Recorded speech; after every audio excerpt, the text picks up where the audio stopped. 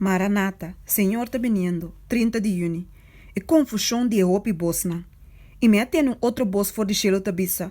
Sali for de mi pueblo, para não participar de sua picana e para não receber de sua plaga. Revelação 18, versículo 4.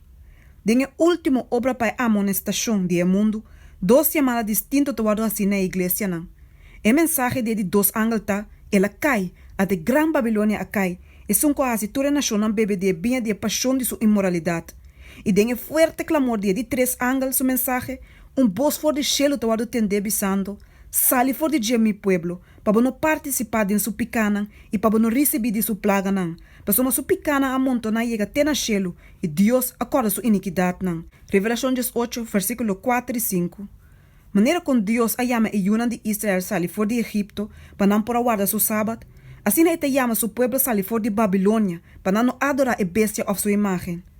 Depois que a verdade a proclamar como testemunho na tua nação, todo poder de maldade que por guarda imaginar, lo guarda poner em funcionamento e mente na lo guarda confundir, dor de Eopi Bostan clamando, mira, até Cristo aqui, mira, até allá, e sabe que é verdade, a mim tem mensagem for de Deus, ela manda a mim com gran luz.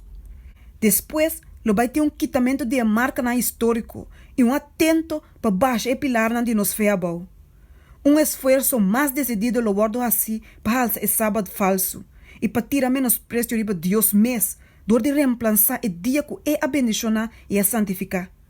O sábado falso aqui lo vai guardo obrigador de lei opressivo, pero mientras que Satanás está obrando com seu milagre na enganhoso, o tempo predecido em revelação lo guardo cumprir, e o ángel poderoso que lo ilumina e terra com sua glória, lo proclama a caída de Babilônia, e ele chama Deus su pueblo para salir fora de Babilônia.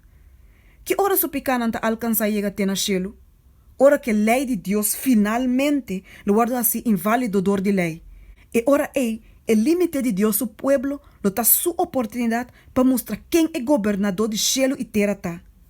Mientras que o poder satânico está excitando e lantando o elemento na diabo, Deus lo manda luz e poder na su pueblo para a mensagem de verdade para proclamar na inteiro mundo.